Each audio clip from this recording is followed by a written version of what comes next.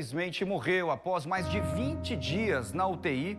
Aquele homem que foi diagnosticado com raiva humana depois de ter sido mordido por um macaquinho, um sagui, foi em Campina Grande. Lembra dessa história? A gente falou muito aqui no nosso Correio Manhã. Bora ao vivo falar com a Zenaide Ferreira para atualizar para a gente. Infelizmente, estava aqui torcendo pela recuperação desse homem, mas infelizmente não resistiu, né, Zenaide? Bom dia para você, bom trabalho, uma ótima semana, tá?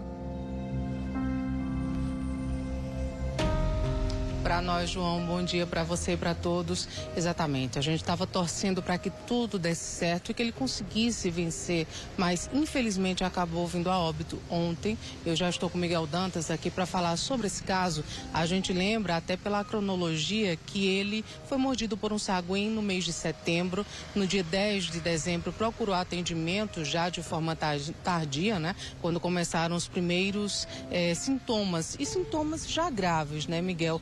Seja muito bem-vindo, bom dia. Infelizmente, ele não resistiu. Eu queria que você falasse um pouquinho desde a chegada dele até, infelizmente, o óbito. Bom dia. Há mais de 60 dias ele teve essa mordedura, né? Ocorreu essa mordedura no bairro do Serrotão. Enfim, a mordedura foi bem significativa. O animal era raivoso. Ao ser alimentado, o comportamento do animal já estava alterado em virtude da raiva. E ele partiu para o ataque, mordeu de uma forma muito intensa, muito forte. E aí, pelo grau de lesão, ele deveria ter procurado uma UPA, por exemplo. Não, ali ele fez o curativo, fez uma limpeza no local e não procurou o serviço. Tomou ali um medicamento, enfim. Passou um medicamento tópico e não fez mais nada. E no decorrer desses 60 dias, um pouco mais de 60 dias, alguns sintomas pequenos vão surgindo, alguns espasmos. A hidrofobia ela já surge, que é a aversão à água. Mas os mais graves mesmo vieram se manifestar dia 10, quando ele deu entrada na UPA, já com sinais gastrointestinais bem fortes, com espasmos bem severos. E aí voltou para casa, depois de ter ido a uma unidade de pronto atendimento, e depois retornou ao dia 13 para o Pedro I, já com sinais bem intensos, que é clássico da doença, essa evolução final bem rápida. E aí dia 14 já estava na UTI do Edgley, e depois já no dia 15 estava na UTI do HU, com um estado gravíssimo, com um prognóstico já bem difícil. Geralmente esses casos de raiva humana, infelizmente, são letais, salvo-se um ou outro que não chega a óbito. É uma doença letal, isso no mundo inteiro, né? Nós no Brasil há muitos anos, e muitos anos, nós não temos casos de raiva humana. Temos casos ainda de animais, mas o animal doméstico já não é tão acometido em virtude das nossas campanhas antirrábicas. Então, 2 vezes por ano, mais ou menos em torno disso, 2, 3 vezes, nós temos as campanhas onde nós administramos as vacinas para os nossos animais domésticos. E a gente reforça a população que isso é importante porque em um outro momento da nossa história, esses animais eram grandes vetores. Os animais da casa da gente eram os grandes vetores da raiva, além do morcego e do sagui que já existiam. Mas hoje não mais, por causa da vacina. Mas aí, infelizmente, temos ainda o morcego, a raposa, o sagui, que estão no meio silvestre. Lá a doença se organiza muito bem. No nosso meio urbano, não. Então, logo o morcego traga essa doença para cá, onde seu animal doméstico não estiver vacinado, ele vai contrair a raiva. Então, o sagui deve ter sido acometido por um morcego, mordido por um morcego, e ali contraiu a raiva, aquele ambiente silvestre. E o sagui talvez seja o que mais permeia os logradouros, escolas, bares, universidades. Estão ali, aquela coisa bonitinha, onde a gente alimenta, acha bonito, ensinar os nossos filhos a alimentar o sagui, mas não sabe que ali pode ser um vetor de uma doença que pode matar o teu filho. Pois é, e a gente lembra também que em caso de mordedura é importante de procurar de imediato já um pronto atendimento. Teria feito a diferença nesse caso? Absolutamente, né? Completamente. Por quê?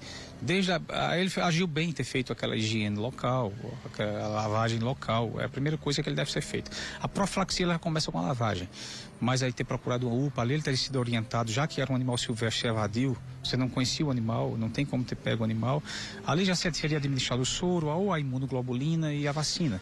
03714, que é um esquema de 4 vacinas.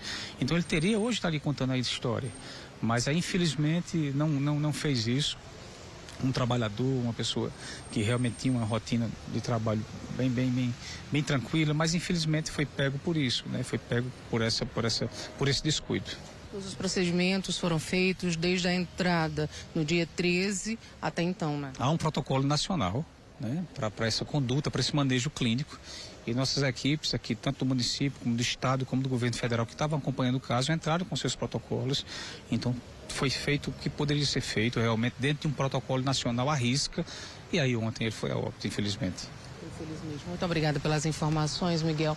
É isso, João. A gente lembra que o último caso que tinha acontecido foi exatamente aqui na Paraíba, em 2020. Uma senhora de 68 anos de idade, que era natural de Riacho dos Cavalos, acabou ficando internada em João Pessoa, mas foi a óbito, ou seja, há 5 anos. E por coincidência, o último caso antes dessa senhora tinha sido também há outros 5 anos. Então, infelizmente, esses casos não são muito longínquos, mas de toda forma deixa o alerta, como o próprio Miguel Dantas falou aqui, não alimentar os animais silvestres e principalmente aqueles que, mesmo sendo doméstico, você não conhece, ou seja, um gato, um cachorro, em caso de mordedura, mesmo que você imaginar, esse animal parece ser saudável. Não, vai lá e procura atendimento médico para justamente evitar uma situação dessa. A gente sabe que raiva humana é letal e na maioria das vezes em 100%.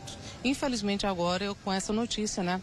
Triste, a gente volta com vocês, João. Tristeza demais, viu, Zenaide? Nossos sentimentos aqui, para toda a família desse homem. Obrigado, viu, Zenaide? O alerta foi feito, então nada de chegar perto, alimentar esses bichinhos, porque pode ser, letal aí para a sua saúde, como foi nesse caso, lamentavelmente, né?